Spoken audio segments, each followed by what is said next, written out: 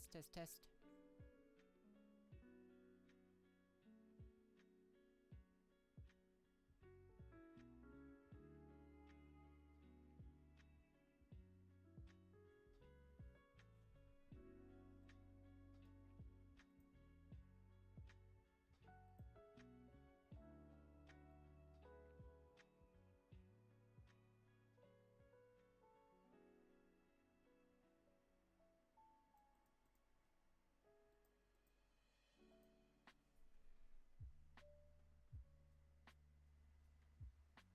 Test, test, test.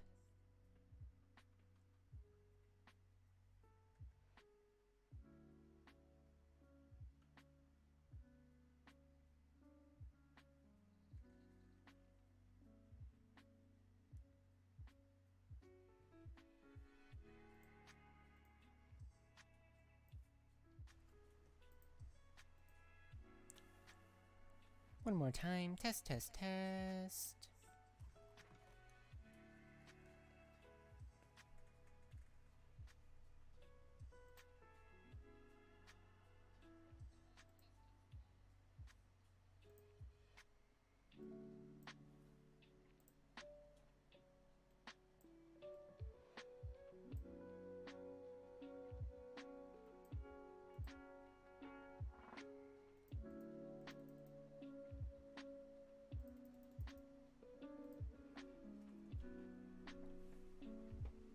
I think these settings are good. Hope everyone can hear me.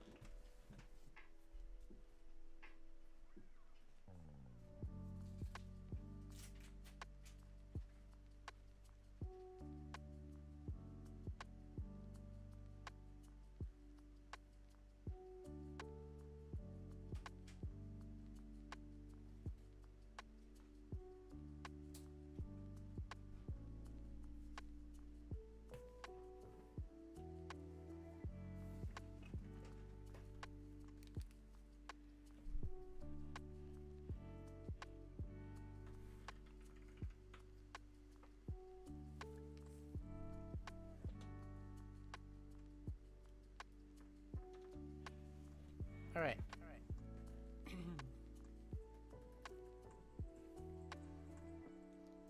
Hello everyone! It's a new stream. New week.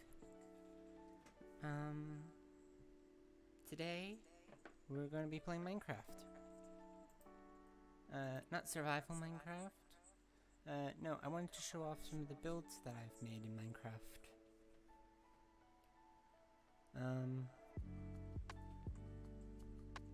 Yeah. We're gonna transition over to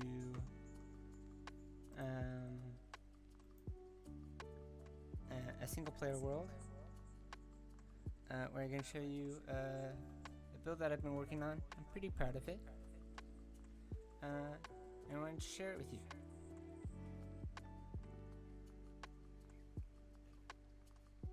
We can just do this transition.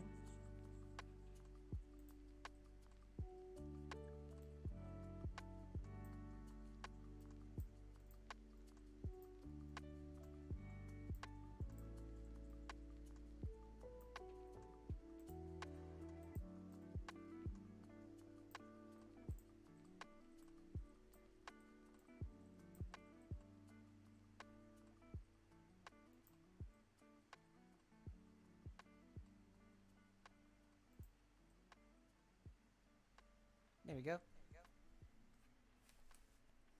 Was the most graceful of transitions. But, yeah. Here's my single player world. This large island is what I've been working on. The island's naturally generating, but I made this nice large mushroom city on it. It's nice and mushroomy, very cool. Using a variety of blocks, old and more recent. I wonder where we should start first. I think I'm gonna start with the harbor. So, this is the harbor. Frame rate is not going pretty well. Hold on, let's see if we can sacrifice some video quality for some frame rate. There we go. The build is so awesome, not even my computer can handle it. Wahaha.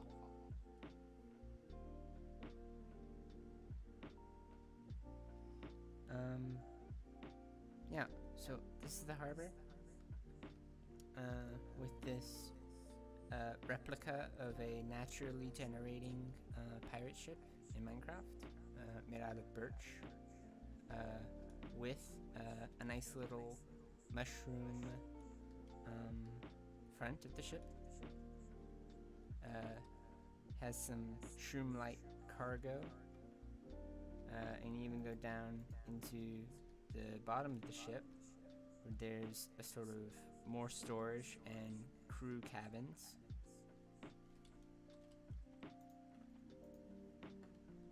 And you can go here for a captain's cabin. Yeah, it's just a tiny ship with this larger harbor. The way the city overhaul works is because it's on an island. I thought it'd be kind of weird to give it roads, since the island is relatively small. But I also thought that in the context of a fantasy world, they might get a lot of their trade from ships overseas. So, due to how steep Minecraft's Mushroom Island biomes work, I didn't want a really low harbor, then had to climb a lot to get to the rest of the island. So instead I thought the ships themselves could be what climb. So around all the entrances to the island, there are these columns of water. They're just water that flows down, but at the center of them are these bubble columns made by Soul Sand. And any regular boat in Minecraft can run into the stream and then float up to the top to the rest of the canal system. So larger ships will pull into the harbor, where these bridges will unload the cargo, and then they can sail back out. And smaller ships, like one-person boats, can float up into the canals and kind of become a and the canals kind of become a sort of highway for the rest of the island through the use of fun bubble column mechanics. Then the rest of the harbor, they're like these tall mushrooms with the doors, which is sort of like a makeshift warehouse. There's some loose pieces like crafting tables to look like crates, and mushroom stems, which are sort of like a log export of the island. And there's this huge crane made of scaffolding that carries a large amount of bulk cargo at once. I should have you know, don't pay any attention to the skeleton horses. Yeah, it thunders a lot on the island, and the thunder sometimes spawns skeletal horses. I don't know why. Just write it off as magic. I should have you all know that this world started out as a survival world. I wanted to challenge myself to survive on a mushroom island. But as I started building some mushroom themed houses, I thought of turning it into a creative world and then have at it with these fun fantasy designs. Now, if we go down, you can see one of the vestiges of when it was a survival world, which is this very simple sugarcane farm, as well as a cactus. But if you actually go underneath the harbor, you can see I've kind of turned some of the sugarcane into part of an aesthetic for what would be a kind of black market, where you could have like vendors take part of this disheveled underbelly of the harbor. They could hold like chests and wares and shelves. Yeah. Moving on. Whoop. A lot of frame rate dropping. Right. So from these canals, you can see they do go up with the slopes. They don't dig too much into terrain because I thought that wouldn't be very appealing to look at. But it should also be worth noting that this kind of works like so little boats along the canals work kind of like cars. So you'll automatically go up some of the canals in your little boat car to get around town in case you don't want to walk everywhere. But if you do want to walk everywhere, there's also these very spacious bridges over all of the canals as the whole town kind of goes like that.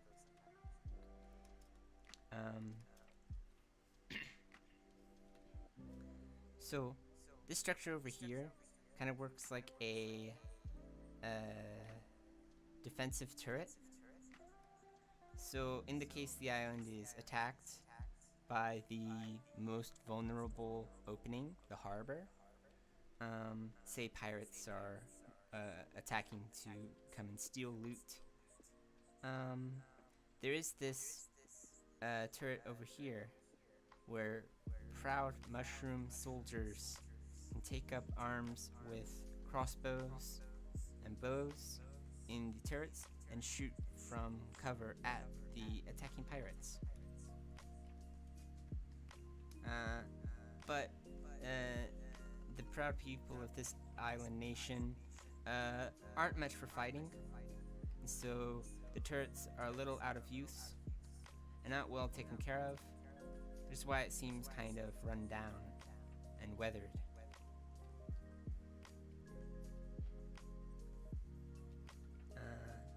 But this would be where they would store their items. You have axes and tridents and crossbows, all at the ready, but probably don't see any use. You would climb up here through these vines. But let's say you are a traveler from another land and you're feeling rather tired from a long voyage of sailing. You might continue over here to the Fun Guy Tavern. Here we have a beautiful round door. Inside, you'd be greeted with the hustle and bustle of tavern life. This is a rather humble tavern. It's seen a few better days, but you won't get any finer business as a barkeep stands silently, always wiping down the counter with a cloth out in hand, ready to give you a fine mushroom brew.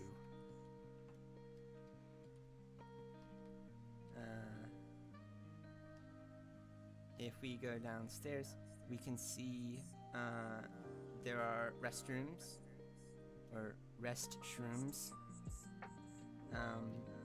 as well as you can see some of the barrels that the mush brew is made in. Goes all the way down. And here's another vestige of when this was a survival world. I made a little cave into an automated fishing farm. So you would stand here, or you would stand here and hold on to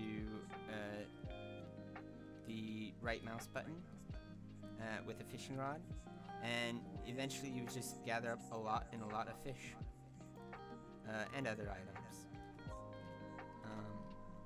And then there's also this nether portal, which is hooked up to a bit of redstone. I believe it still works.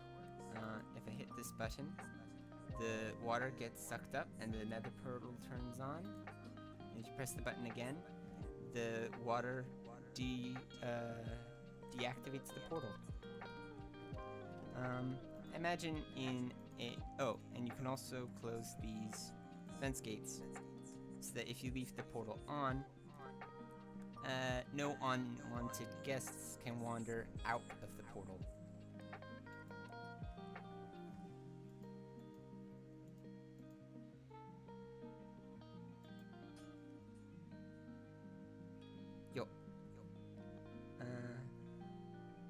Yeah, I imagine in a fantasy setting, the tavern keeper, while a very fun person, probably harbors a dark past. Hence why there is a nether portal in the basement of the tavern. But say you aren't looking for that kind of adventure, up here you can find fine lodgings to rest your weary bones under a canopy of mushroom. Just here we go. This Fungi Tavern. And as you can see, the nether portal underneath the tavern probably has unintended side effects. Considering this outbreak of nethery mushrooms out on the surface right outside. Yes. Over here you see, around town you might find these, they are, so in Minecraft villages, there's always a center of town that has a bell, so that villagers can gather around there during the day. And in the case of an attack or monsters arrive, you would ring the bell at the center of town and would be heard throughout the rest of town. And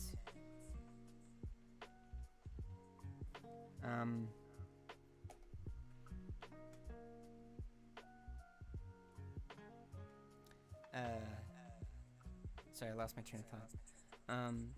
The bell would ring and everyone would know to get inside. There are monsters abound. In Mushroom Island biomes, monsters do not spawn. So, the bells don't have a whole lot of use. Mechanically speaking, if this were a fully functioning village. So instead, they have the... I've put these jukeboxes. So this is sort of like a social place to hang out. And have a fun party out in the open, spontaneously.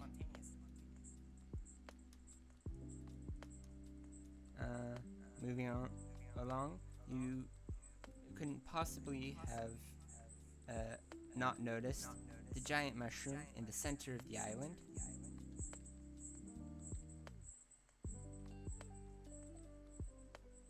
Hold on.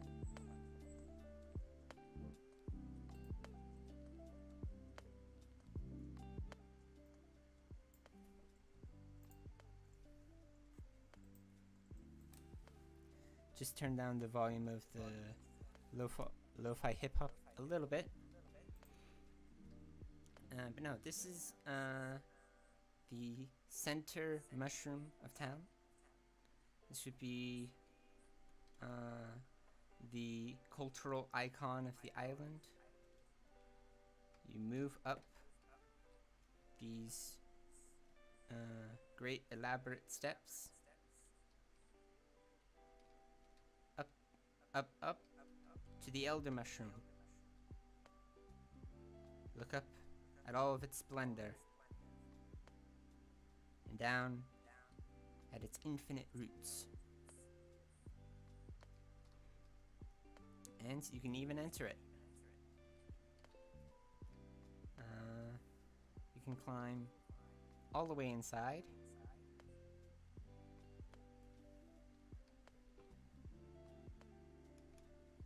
And the inside is, well, I don't know what you expected. It's very mushroomy.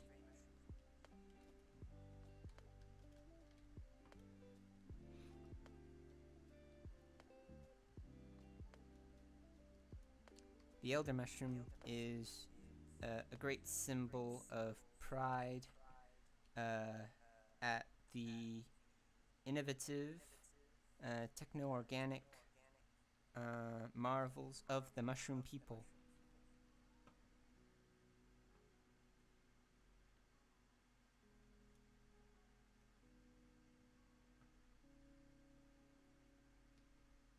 Just take a moment to let this sink in.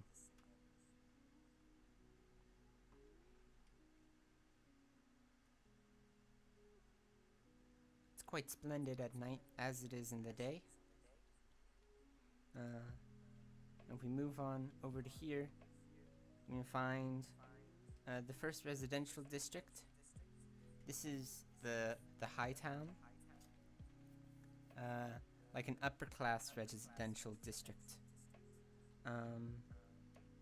So from below, you would just see the lanterns suspended from chains on the underside of mushrooms.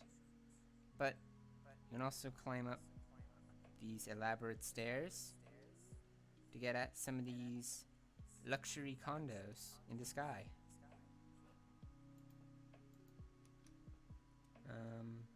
Even being able to enjoy a full 3D form of travel upwards and horizontally. Each of these bulbs is an individual house with these thin bridges. Now, mushroom people, while proud, aren't much known for privacy. And a recurring theme you'll notice with these houses is to get from one place to another, you might intrude in someone's house for a brief moment, either going inside or walking on top. Even dropping down into other bridges. Yes, it's very elaborate 3D building, and as always, there are mushrooms all along the island floor. And the national animal, the mushroom, is a sacred being on the island. You do not kill a mushroom. Over here, there's a bit of an archery challenge. This is sort of like a game booth. What would happen is you would bring your own bow and arrow. You would stand on this mat, but if you want an easier challenge, you could stand up closer to here, and you take with your bow from that distance, and you would aim for any of these 3 birch buttons.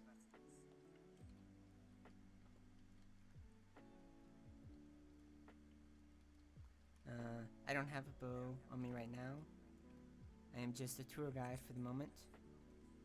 But if I did have my bow or crossbow, I'd be more than willing to demonstrate my archery skills. but maybe another time. Down here, along this waterway, we get to the shopping district and slums. Whenever there's a high class district in a city, there's also a low class. Such as how society and capitalism works. This is a distant house, but you can see all along the undersides and undergrowth of this part of the island are these small sheltered houses, little ramshackle huts, and plenty of undergrowth to the base of these bamboo, the vines that grow down, and a few mushrooms that grow in the dark.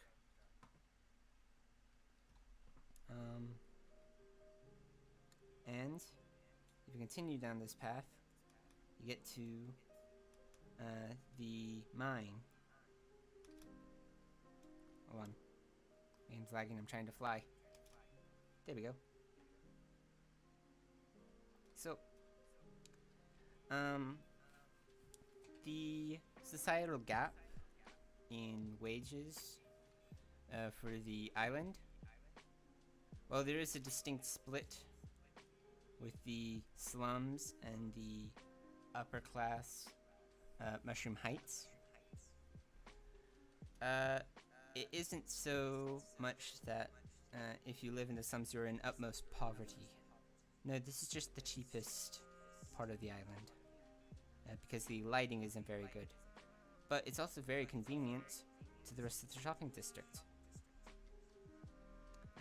We have La Chanterelle, bakery and confectionery. You get all kinds of sweets and mushroom related desserts. So here we have regular mushrooms. You get a toffee apple. You get an old gâteau. You get an ice cream sandwich, a cookie or a biscuit, depending on where you're from. You get the mushroom pie, the berry sweets, and the extra dark chocolate. The mushroom pie, as you could tell, is very, very popular.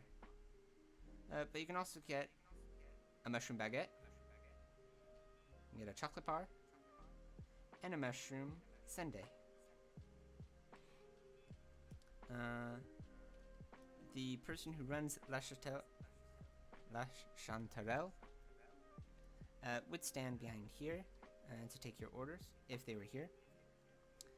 You might also find some desserts or sweet meats on the rack over there.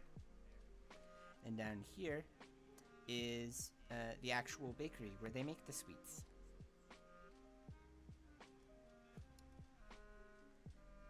This is an island, so the people have adapted to having very limited space and building only in the space of a mushroom. Here's another shop. This is the Redcap Outfitters. You can see on display many wondrous outfits.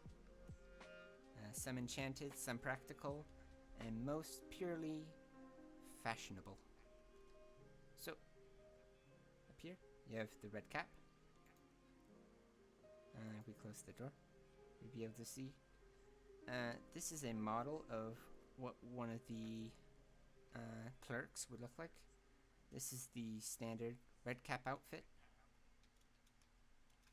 You have the white boots and trousers, and the darker red vest and hat. Always the red hat.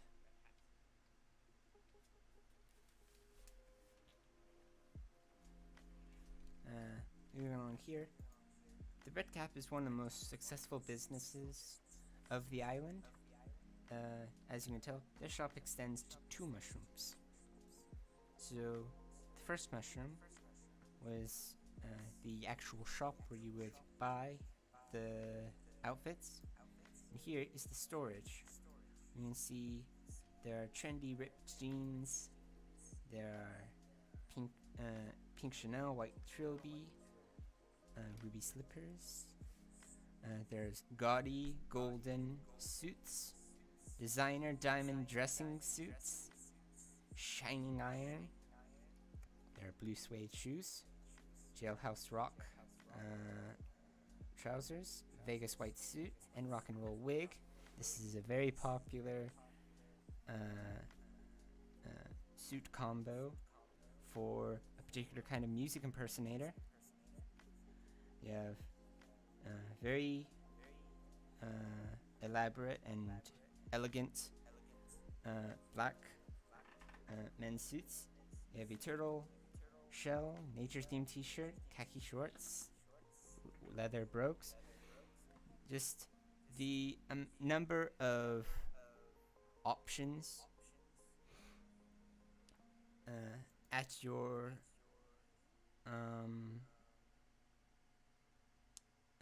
that you can get from the Red Cap is a major selling point of the store. Moving quickly along, there are flower shops. This is Morel's Flower Shop. Right over here is the Toadstool Bookstore. And the Toadstool Bookstore is also very successful, though it is a public bookstore. And here you can even get enchanting.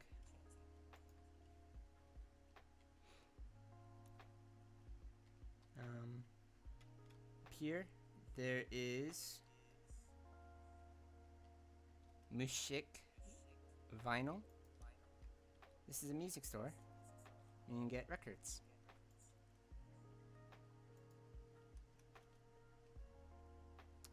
And over here, this is Cogworks Clock Shop, open 24/7. Cogworks is an avid pocket watch fan. Ask anything about time, and Cogworks has an answer.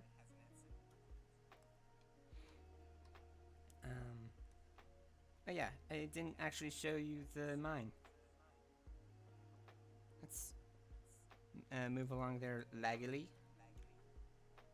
So, down here in the mine, this is one of the first things I built in survival. You can see it has quite the aesthetic, being partially maintained with some bricks, but it's still a very rugged place. So here you would take a minecart down all the way, and at the bottom you would take this minecart with the treasure chest with you.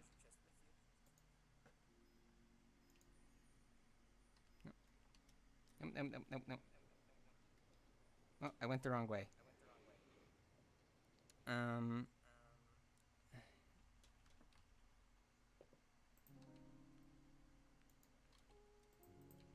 Well, since we're down here, you can see this goes into an abandoned mine shaft. It hasn't seen a lot of work since the mine went dry, but it's a still popular tourist attraction to see the old days of the island.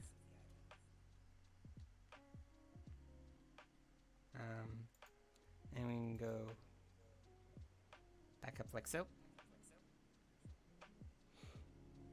If you did go mining, you would fill up the... Oh no, bounced up backwards again.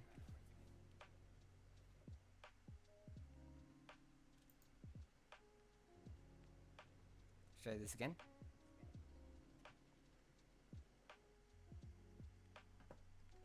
There we go. If you did go mining, you would fill up this treasure chest like so. And then it would actually get unloaded with these hoppers and put into this treasure chest over here. And here, there are droppers like so. You can look into some of the inner workings like this.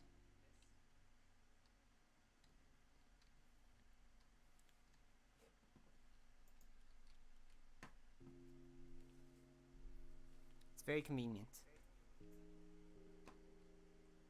And then over here is another cave, which would have been the start of a second mine, but it is not complete yet. It was rather abandoned when the mushroom culture converted to solely agricultural trading.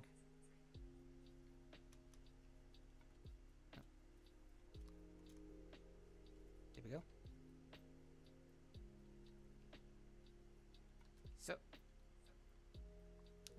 moving along, you can see the canals extend into the sea from all different angles. The skeleton horses, almost as popular with the people as the mushroom cow, due to their phenomenal breakdancing abilities. When they started appearing one day, just people started loving their dancing. Even though they are a little off-putting, visually speaking. Ah, this is a map of the whole island. So you can see, we've been to the harbor, we've been to the Mushroom Heights, we've been to the fungi and the nether fields, we've been to the shopping district and the slums, and the Haya Shroomphia, the great mushroom right here. Further up north, the island is less inhabited. You can go there right now, actually.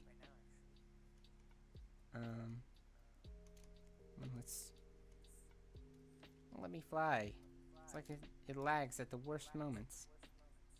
Anyway, here we can see an aqueduct of a canal. You can walk under it or swim over it. Here is sort of it's a planned medium residential district for the middle class. So far it just has one house. But the construction companies of the island are planning to build houses all around this roundabout. Meanwhile, this line of logs indicates a sort of city border where construction is very limited. There's this. This is another redstone contraption I built in survival mode. It's an automated pumpkin and melon farm. What happens is, as time goes on, you have a melon plant and a pumpkin plant. Nope, didn't actually click it, but you get the idea. They can only grow the block on this soil over here. When they do, this redstone signal outputted by the repeater gets plugged into this piston, which tries to push the mushroom or the melon or pumpkin, which causes it to break, and the items fall into these hoppers, and then into this treasure chest. And as you can see, it does really well with how much melon it makes, and pumpkin is pretty good as well. It's very, very simple, and it can be built on entirely one brown mushroom. And then over here, part of the reason why this whole part of the island is under construction, or rather not very constructed, is because of this. So, mentioned pirates over by the harbor. Well, these are. This is the privateer island off the coast of this island. Um, as far as survival goes, this is a monster farm and is part of the lag of the server or the world. I'm gonna actually turn it to peaceful and hope that that smooths things a little bit. So, so, so, so, so, so, so, so, so, so. Um, over here is the entrance to Monster Island.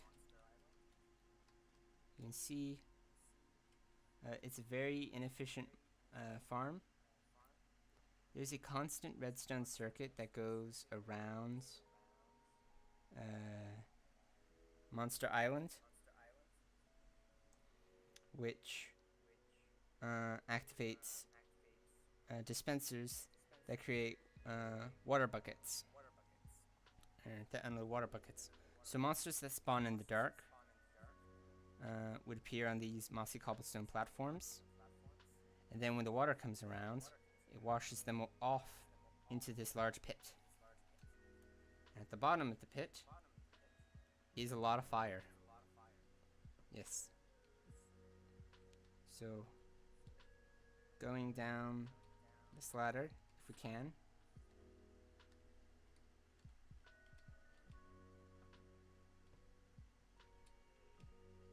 There we go. You can see all of the redstone that powers the farm. At the bottom here, you can see another large redstone pulse that moves items from hoppers underneath the campfires at the bottom of the pit up into the series of treasure chests right here. You can see a lot of the first chest filled due to the success of the farm. It's not very efficient as far as redstone farms can go for monsters, but this is the only land in like 30 chunks that can spawn monsters in bulk, since all the time you spend on the island, monsters do not spawn because it's a mushroom island. So when monsters do spawn, they'll all spawn in one place where they can all spawn at once. And a dark cave inside of an artificial island is a perfect place for that. And of course, because this would be a place for privateers and mercenaries, we have an anchor and a shipwreck that's been converted into part of the island. And we have a skull and crossbones, because pirates are cool. Here's a bit of a tower with cannons at the top. In the event that there are attackers from this side of the island, which is very unlikely due to the immense amount of ice.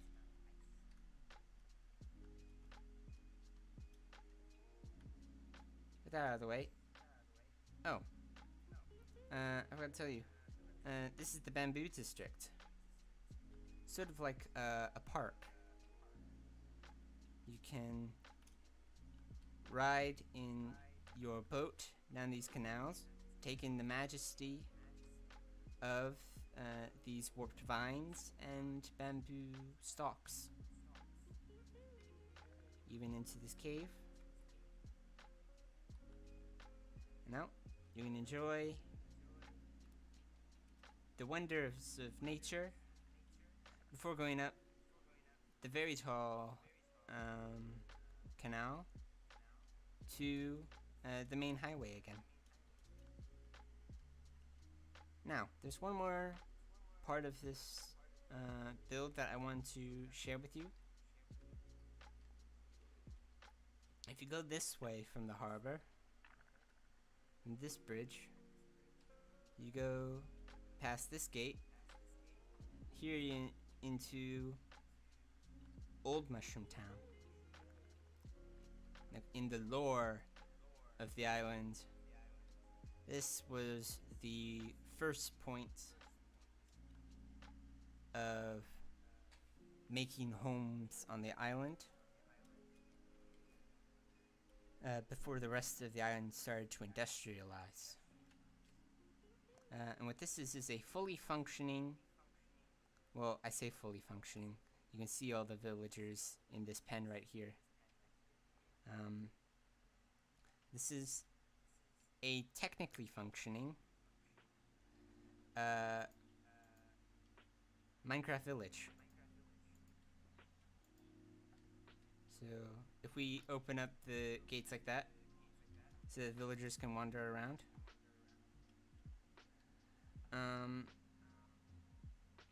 It is, they go to their work. You have all the different jobs villagers can have in this island. Like here's a farmer. Here's a cartographer with a telescope. He's also next to village community storage. Over here, you have a fisher who has a good view at this bay and a canal. Over here, you have what is similar to a henge, where the town alchemist resides. And since alchemy works well with cauldrons, they work with the village tanner as well. Down here is a library. It's a very moist library. You can relax by the pools, and the books are waterproofed with laminate so that you don't risk damage. But also, musty books and water in a dark cave is good for mushrooms to grow as well. The librarian doesn't mind, just as long as you're quiet. Up here is very elaborate work where you have an armorer and a blacksmith. They are actually brothers. They share a house. Over here, you would forge metals into tools. Over here, this one would forge metals into armor.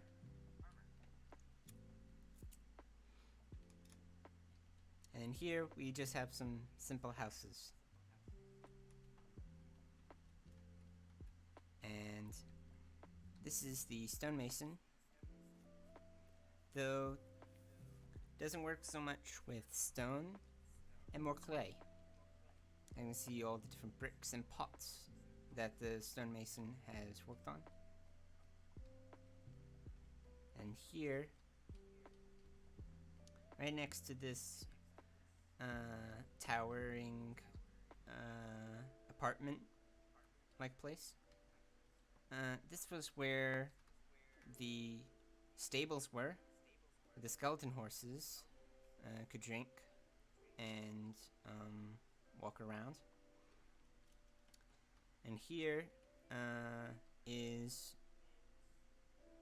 the loom with the shepherd. You can get mushrooms in the pen and shear mushrooms for more mushrooms, turning them into regular cows. Don't ask me how, no one knows.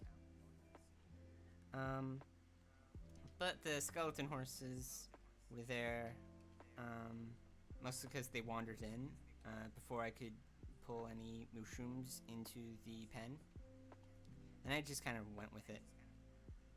But every once in a while, when night falls and the villagers try to move into their houses, sometimes they're smart and they take the stairs. Other times, they try to jump from like this torch over to like that corner, and instead they just fall down into the pen and get trapped. It's kind of silly. Anyway, here's the central area where they all meet up in the middle of the day. I timed this perfectly so that we can see them all socializing. They would enjoy listening to music if a music disc was here. But if night were to fall or monsters would come, like drowned rising from the sea, worst case scenario, hasn't happened yet, but be prepared for anything. You would ring this bell, they would all scatter and hopefully make it to their houses. Oh, and the population is such that there are iron golems. But this guy seems a little stuck under the stairs. Oh well. He'll get out eventually. He'll figure it out. Anyway. Yeah, that was my Mushroom Village build. I'm quite happy with this. I come visit this every once in a while and work on more details.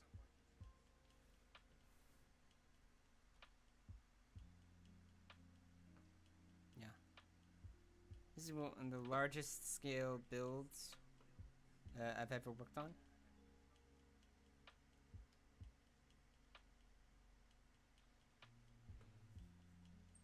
Yeah.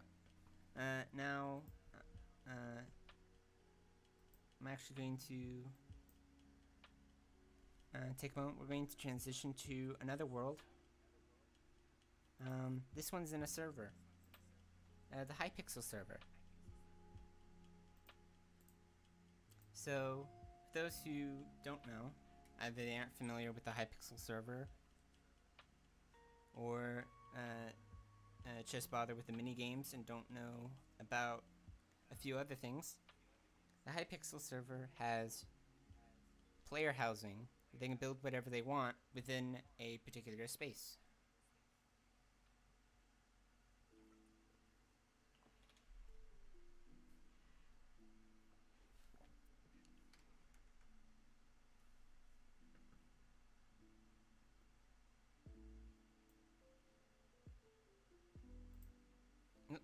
Here we go. Another rough transition. Sorry about that. So,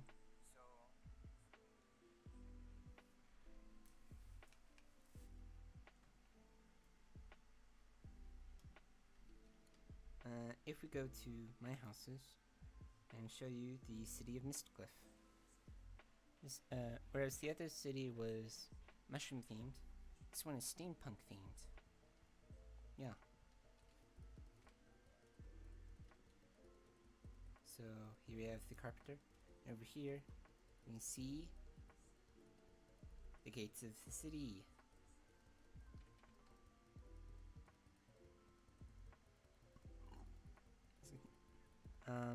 The scenery, I just want to let you know, I didn't touch the scenery. This is one of the presets that you can get in Hypixel. It's called the Fjord theme. No, you'll kind of see this line, this invisible line around the whole build that kind of makes a square. Everything inside that, I build. So, here's the gate. A great cog. A great gear. Welcome to the city of Mistcliff. Go to the pagoda for rules. So, in Hypixel player housing, you can sometimes open up the house world to other players and set up mini games or RP. I made this place kind of wanting a steampunk themed RP because I didn't see many places like that when browsing other people's public worlds at the time. So I made this, but I didn't actually turn it into a RP. I just kind of became absorbed with just building for the sake of building. But there is a pagoda. This is the Jagoda Pagoda. There's a mailbox where you can check,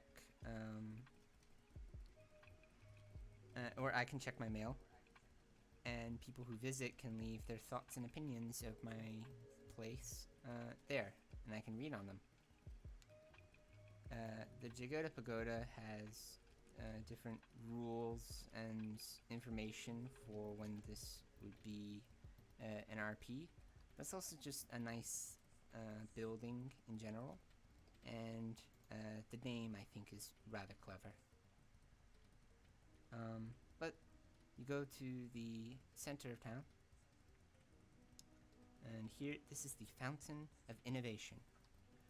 You can take the fountain to be a water elevator to go to the underground of the build.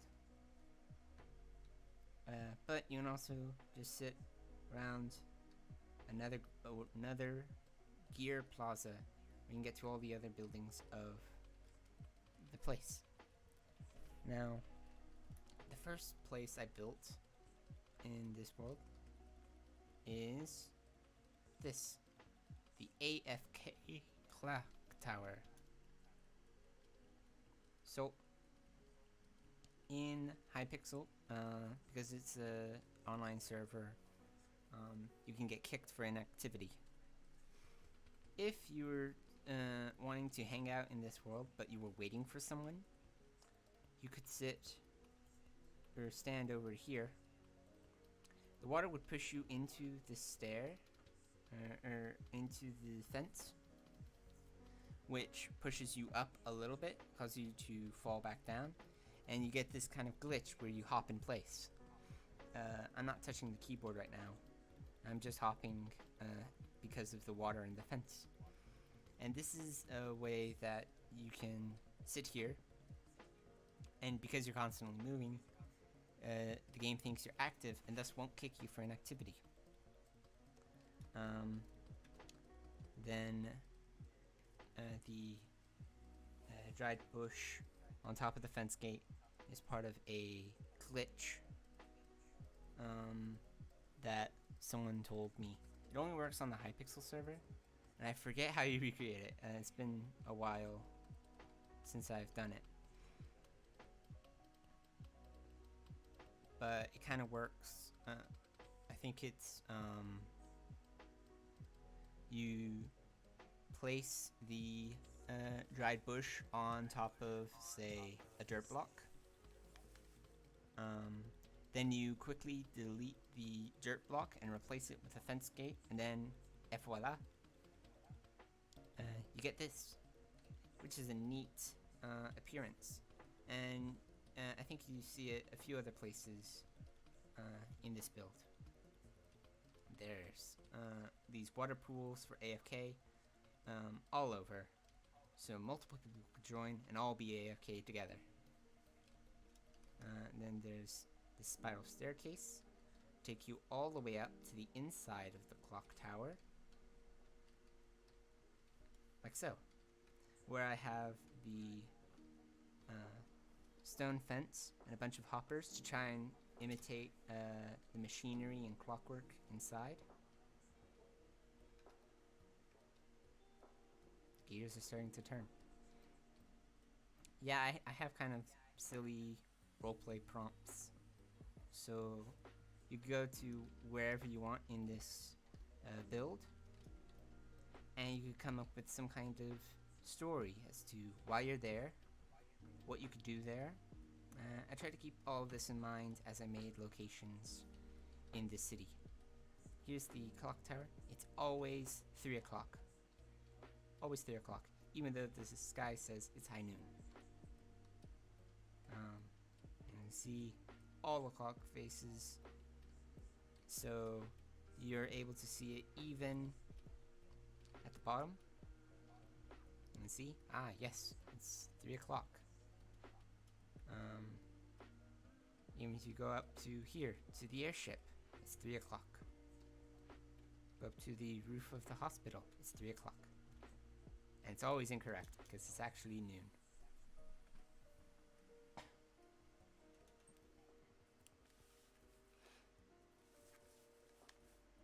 So, moving on. Here is a sort of campfire thing.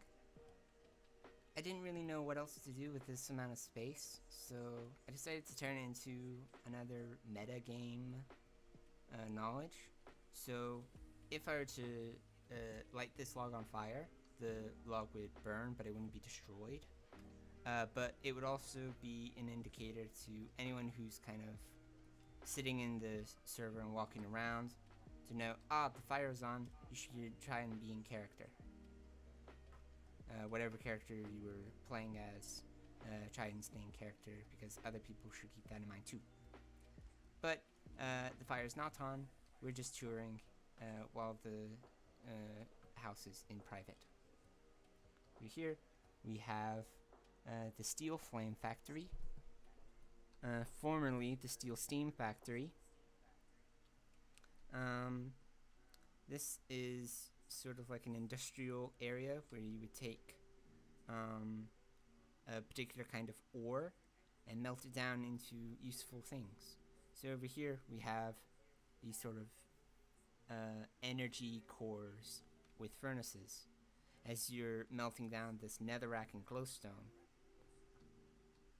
These aren't actual mechanics in the game, this is just lore, rich, delicious lore.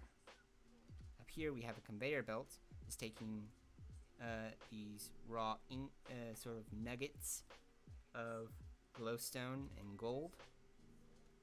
Take it over here to the assembly line. Here it would get dropped down, move along these tracks, and over to here. Sometimes it gets dropped, but here these little gold nuggets get turned into these power cores. And the power cores are part of what energizes the whole city. And you can also go up the stairs. Here, this is a raw ore storage. And take in this net in a pile on the ground. What would be stored for when there's anything extra in use here. It's stored by bringing the cargo from the Zeppelin down into the rest of the factory. But there's also these doors to the side, so you can stand out and appreciate some space around. You can also look at the chimney columns working from the assembly line in the furnace below. So, since we're here, I can walk upstairs.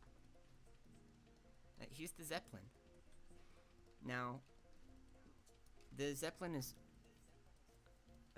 something I'm very proud of. It's a very lovely airship. It's got a fin, it's got wings, it's got jets, and it's a boat. This is very steampunk.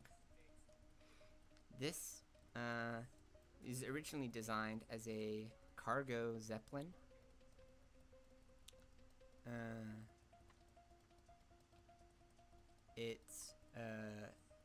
It was meant so it could fly out, gather that nether ore from adventures beyond the fjord, and then it would come back and unload cargo.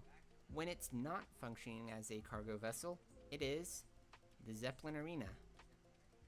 Right here, you can kind of replicate PvP battles, either as part of an RP or as part of a minigame. You have the purple and yellow sides, and then you have the judge, the referee, the Honorable Hano Hano Maheji. Hano Hano Meheji is a particular face made using Japanese hiragana, which is often used as a sort of anonymous face. This was my attempt to recreate the Hano Hano Meheji face without using hiragana, because my keyboard doesn't do hiragana, which makes it difficult to recreate in Minecraft. But this is my attempt. Now, underneath the Zeppelin Arena, here's a sort of, there are beds, so you can take sleep. And these are healing pods, which are roleplay sort of structures that you would get inside of and recover from any injuries you might have from overworking yourself in the arena.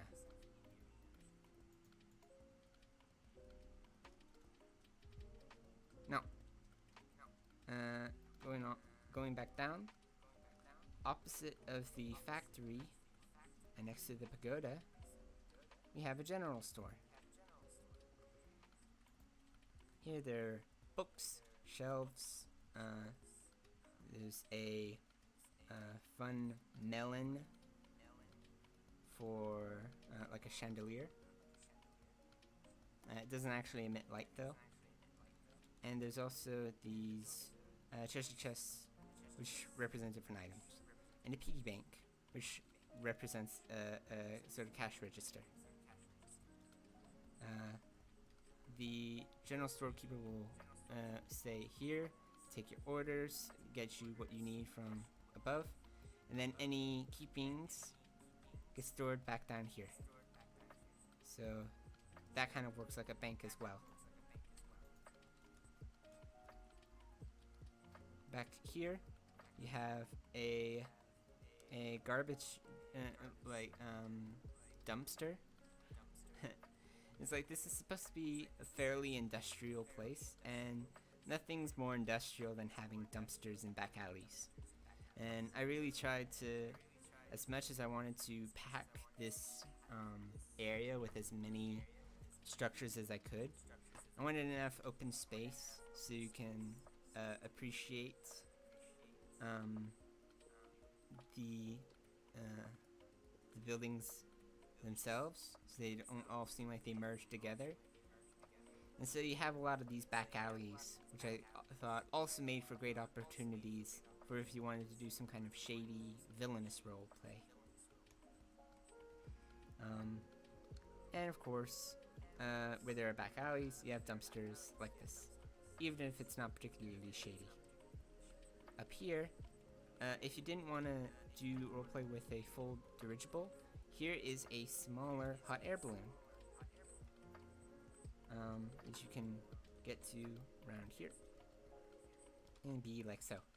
It doesn't move around, but it's kind of a fun build that helps give more vertical space. Then over, between the factory and the clock tower, we have town hall. So this kind of works like a secretary's desk. Here's a big Rubik's cube and a book. You would write down an appointment or whatever. Here's a nice table that you can stand near. You can also climb a bit up here. And this would be, I don't really know. I just kind of made it feel like a house, but it's like a receptionist's place. Under here is a nice flowery area.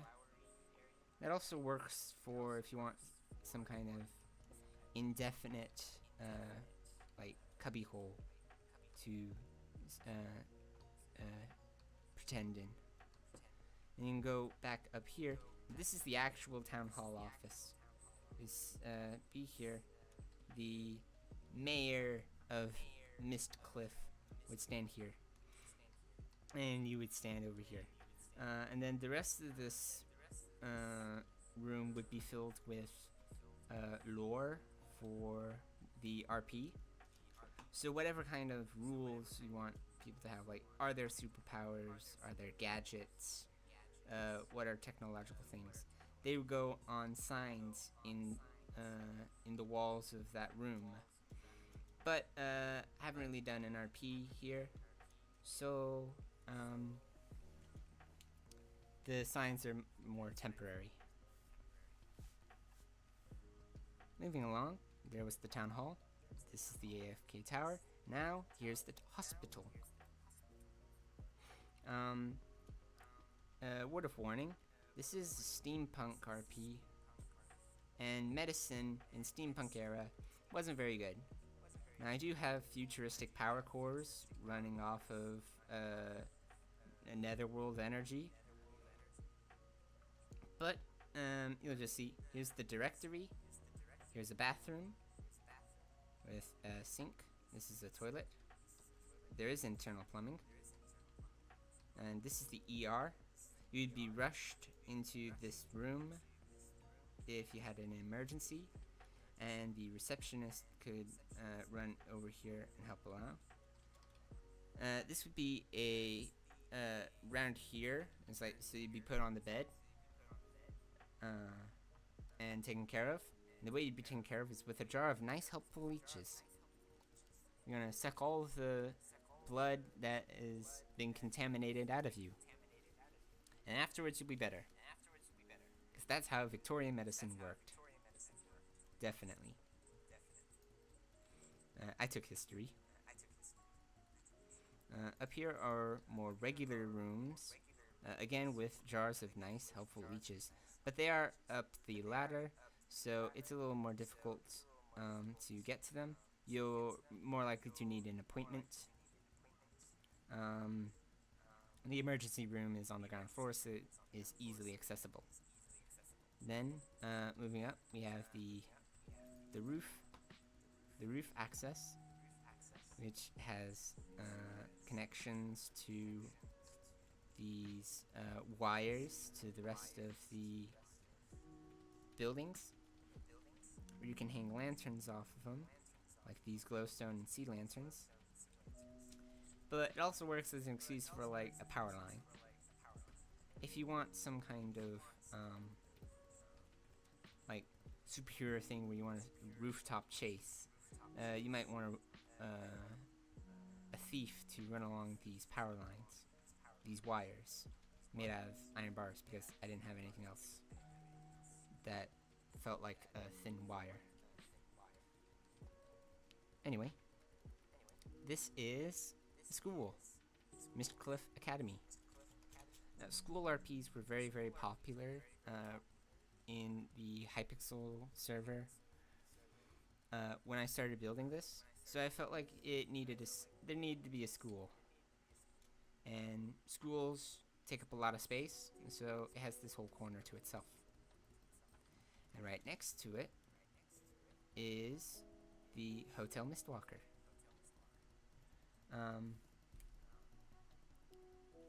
This is another large place that I felt like was good for meta player housing.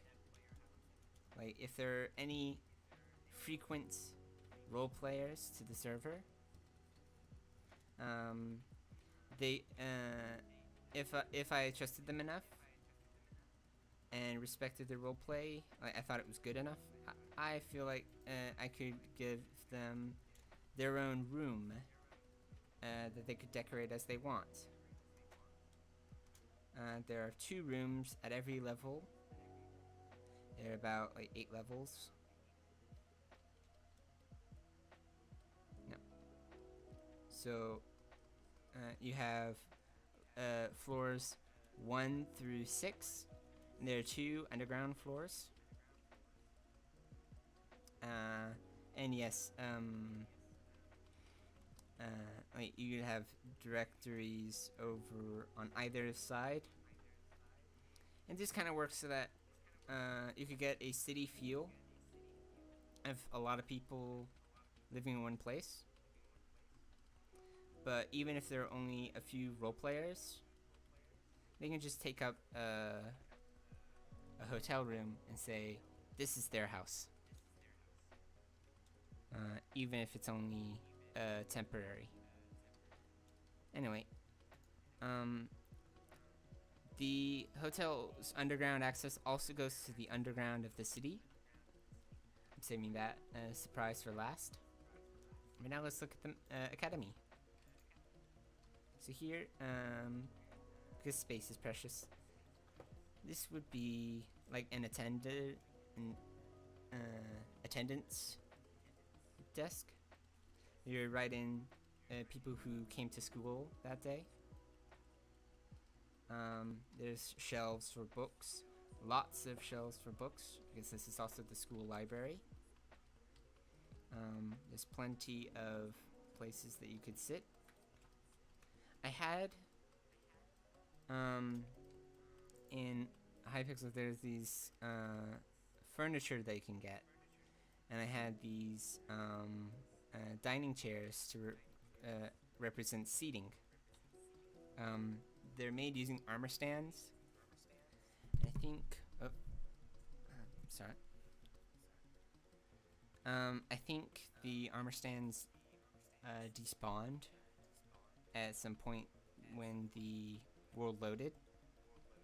They're supposed to be, but you can just kind of imagine people sitting here reading or talking.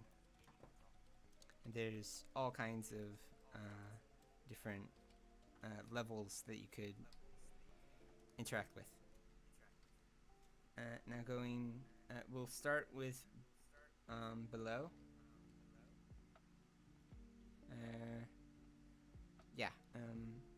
Starting with below, this is the gym. So there's a swimming pool, full-length swimming pool, with diving boards. So you can dive and run or swim laps around.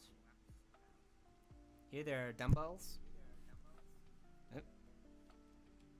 I don't know how many schools, high school, college, otherwise, that have full like workout equipments, but I think it's a nice touch. These are illegible records on the wall for if, I don't know, any roleplay student had like a best time, they could compete.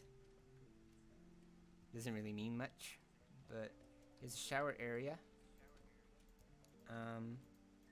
Didn't have enough space for like male and female bathrooms, so this is unisex, just one person in a shower with total privacy. Here's a vending machine. You might have this. This is Vendor Mech with original, tropic, and electric flavors. They don't actually mean anything, it's just RP. Here's a club meeting spot.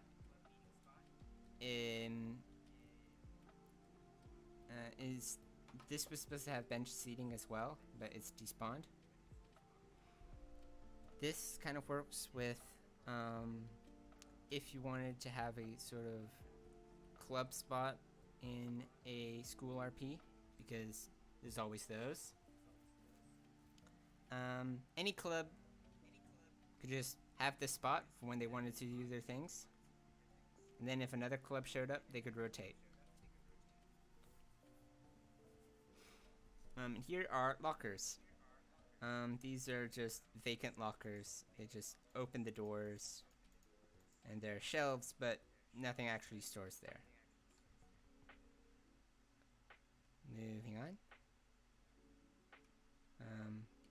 Here's a broken down wall because the underground areas aren't taken care of as much as the above ground. Up the stairs we can get to the classrooms. Here's a water fountain, and here's different kinds of fantasy classes. So here's a moon classroom for science, but also potions and alchemy. The sun classroom is magic and history. I actually do have insights. So here are desks in the stand. We have illegible formulae on the wall. The alchemy teacher do this, this kind of works like a Bunsen burner. In the magic glass, we have illegible words on the wall with a book, because it's also a literature class. Oh, here's more lore about magic. Can change to whatever you want, depending on the RP. Here's another water fountain. This is the Star Classroom with engineering and mathematics. Let's see, we have some engineering examples up in the ceiling. We have illegible schematics on the board. And here's the Earth Classroom, which is general studies, advisory, and detention. It's not a school without a detention. And we have illegible motivation on the board. Then all the way up, this is sort of like an auditorium. If you had a theater production or a presentation, anything like that, the speaker could come up to this right here and talk to the rest of the class. The school will have seats over here. I don't know where the seats have gone. There might be a chair thief. Moving on, I've shown just about everywhere in the above ground, so all that's left is to go underground. Boom. Another gear, same like above, but you can see a lot of different kinds of fantasy areas that didn't fit above ground that I've snuck underground. So over here we have some heart graffiti. Same like with the hot air balloon and the Zeppelin. This heart, I don't know, it's just a fun graphic that I could build. And it adds a nice bit of extra color to what would otherwise be a lot of browns and grays. But over here we have a tavern, the Divine Comedy. Yeah, here's stools that are that have stuck around. Yeah, it's like bar stools, so you can get drinks. The bartender always wiping down the counter. It's a trope, I can't help it. Here's a notice board. It's not a fantasy world, but a tavern with a notice board. It's rather empty. This kind of has a meta purpose for if anyone wanted something in RP, like a particular notice board, they would pretend something is there, or they'd ask for one to be made. They might just have you seen this duck? This is a painting. It's not of a duck. I think it's a road and it's side of a house originally. But if you look at it from a particular angle, it kind of looks like a duck. Like there's a bill, there's a cheek, and the rest of the coloration's like a duck. Yeah, just imagination. And here's a kitchen. Because most taverns don't just have drinks, but also food. So here's where they'd keep the food. And then someone would bring it out to the patrons of the bar right here. I had tables and chairs out here as well, but I think they despawn as well. It's a little disappointing. Something I want to say is you'll see a lot of these grooves in the ground. Those are the empty lots, as mentioned in this notice board. They are spaces that I thought were too compact for me to come up with like a regular building. I didn't know what else to build, so I thought of an idea that if anyone had an idea, such as you people watching, for what to put in these spaces, either a particular building, a statue, a vendor, could be anything. You could come up with suggestions, possibly vote on them, and then I'd build them. Build your suggestions in the world. Yeah. Here's the underground entrance of Motel Mistwalker. We have like a supply closet and some vacant rooms. And here's that entrance again. The main entrance. Over here we have the onsen sauna bathhouse. This is what would normally be like a hot springs place. This is like a place to wash up with male and female sides, lockers for you to change clothes. Yeah. Moving on, there's also this, which is a jail. If you're playing some kind of super powered, like, hero and villain roleplay, a jail is always a good place to have. And there's a number of different scenes they could have. This is a warden's desk, which is the person in charge of the prison can just look at all of the buildings. Buildings? Cells. Here's cell block B. This is cell block A. The rooms are very cozy. A little unpleasant, but it works. And here's a high security cell. 3 different doors to open it.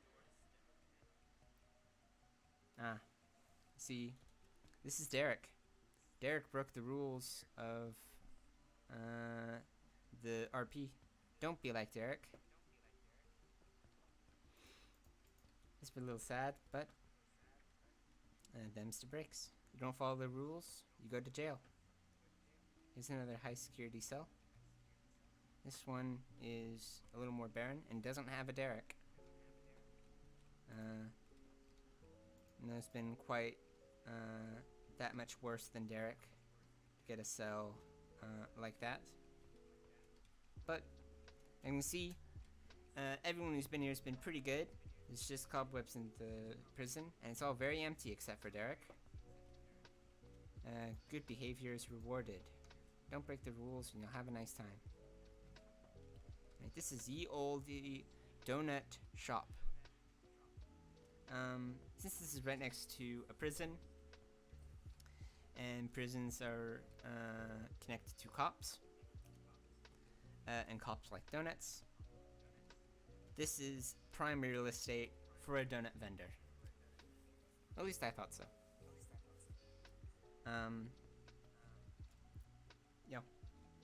This is another empty lot. This is the largest empty lot. I feel like there could be a full building right here. I just didn't know what could fit. Like, I have a lot of different places in the city. I don't know what else could fit in an area like this. Could be a lot of things. There's also a lot of space out here that, like, vendors like the donut shop could be taken up. But here's the dragon shrine. It's a very tiny dragon, made out of stairs. I just felt like this was a fun thing to fit in one of these empty lots. And for a lore reason, I say, in memory of those lost in the struggle. What struggle? Don't really know. Didn't come up with that. But it's an idea. Here we have an abandoned refinery. This would have been a place for what the Steel Flame factory eventually become. Here, the abandoned refinery. Sort of lost business to it above, and no one uses it anymore. Similarly, here's the magic market. Like a black market, but shady and magical. So here's some struts to keep it up. Here we have a food vendor but the food is shady. It may be healthy for you. Maybe. Over here, we have potions that do all sorts of things. They taste vile, though. Over here, we have these shiny bubbles. Might be magical. Yeah, this is supposed to be a very suspicious place. Where it's like, oh, you can get food, magic items. You don't actually know how magical they'll be, or if they're even good for you. Oh yeah, and the abandoned refinery. You see, some of these struts have fallen over. You might think, huh, there might be something to this. If only you could get up there. Well, there's also this dumpster over here. And you try the door, and you see, wait, you can kind of see there's stuff in there. You can't quite get in. Well, let's say you do get up here. Maybe you get help. Someone gives you a boost. You know, open this door. You see, there is. The buildings are here. Buildings? The mechanic. Bleh, I can speak. The mechanical place is all still here. Here you have pressurizing these nuggets and turning them into the cores. You have furnaces, pistons. You have rails for like an assembling line. You go down. And here is like a number of weird places to construct the items. Here is like steps for how to build these cores. And I figured an abandoned factory would be a nice alternative to the maintained factory. Especially if you wanted to do some kind of like using you wanted to roleplay a villain using this as a secret base. No one would be able to tell. Yeah. And here, a secret entrance to the foundry is a renovated dumpster. See, dumpster's really good for adding extra ambience. And the last thing of the underground to show you is this. This is platform 4 3/9. Harry Potter reference. It's just I had this much space, and on a whim I was like, you know what? I want to make a train. So we have the wheels connected with fence on these rails, like so. At the head of the train. It does smoke, even though it's underground. Not a good idea. This, like, it would have been better if I made this a subway, but a subway doesn't have the same vibe for steampunk as a steam train. And Wicked's steampunk build doesn't have a steam train. So here's the steam train. It's a magical one. You can get on board. See, these chairs made of stairs are still around. They didn't despawn. Anyway, you could sit here. Plenty of space for passengers. And here's the engine. There's so much. I mean, there's so much little space. So little space that it really is kind of hard to fit a long train. 2 cars was the most I could do. Yeah. Here's some kind of poem. I don't remember. Yes, here's a quote inspired by the Dark Valkyrie. I've forgotten who that was. Someone I was heard of from when I was building this, I guess. Good to give him credit, I guess. Right.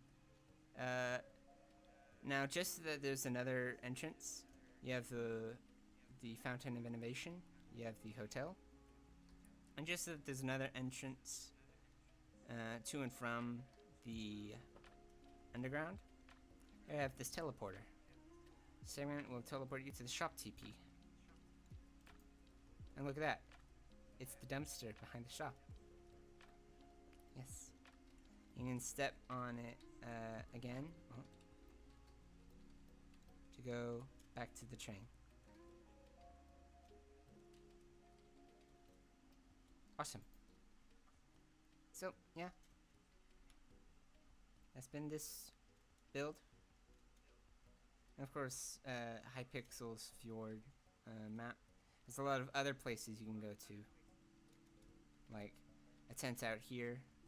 There's how you can see the town in distance. You can burn in the fire like an idiot. I'm fine. I'm immortal. But there's just all this nice wilderness outside. It's all very cold. It's high in the mountains, but very elegant.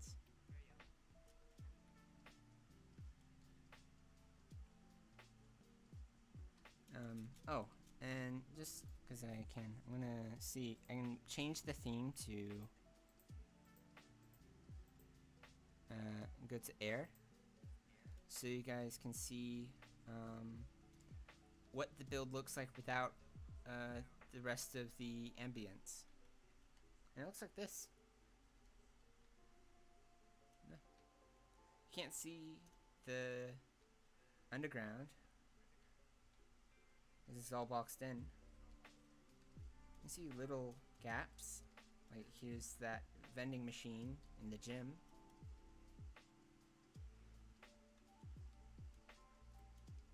Yeah.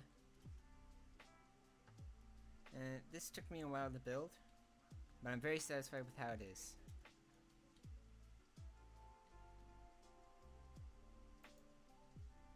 And just go back to the original theme.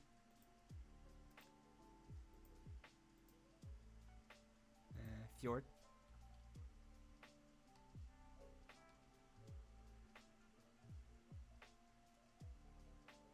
Aha. There we go. Oh, one last thing to show you. I mentioned doing a sort of a rooftop chase. And you actually can do parkour. Say, starting over here, you can get onto this part of the building through the factory, and actually run like this to the outside.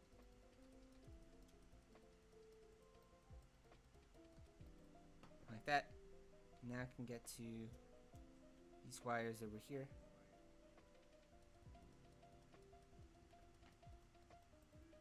You actually can make your way all the way up to here.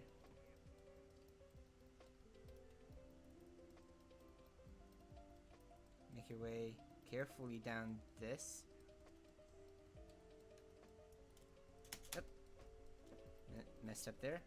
I blame lag.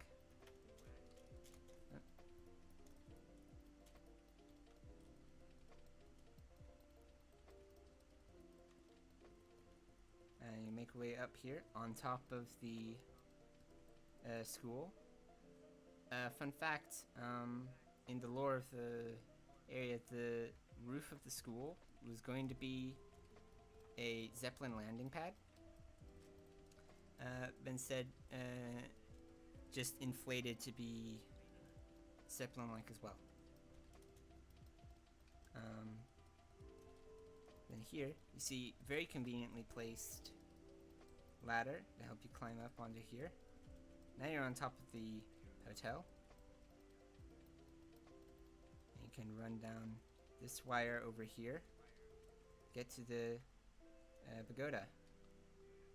But you can also just be on top of this balloon here, and you run like that as well. And there you go. It's like you can get to a whole circuit above the rooftops. Yeah, just a little detail. Alright, well, this has been a fun outing with you guys. Showing off my Minecraft build. Both of them. I think I'm gonna end the stream there. This has been a pleasant time. Thank you all for watching. If you have any suggestions for how I can improve my streams, let me know in the comments.